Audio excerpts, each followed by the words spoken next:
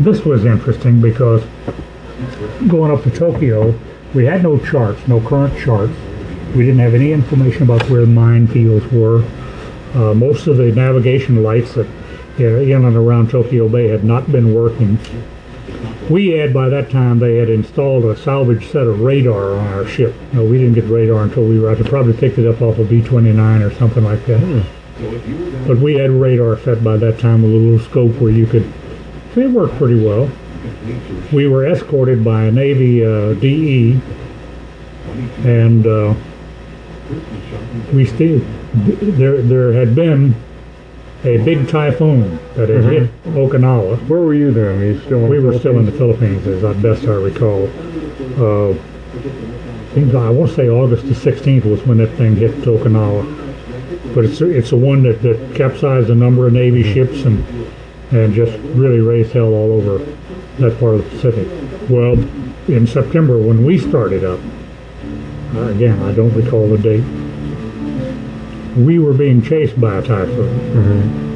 And when I went into Tokyo Bay, my watch was from 2 to 4, midnight to 4 a.m. And we steamed in a howling typhoon. With no charts? Navigating with that radar and following that Navy DE, which... Did you have a fathometer, I hope? Oh, yeah, sure. Well, we knew where the channel was, but we didn't know where the minefields or anything were.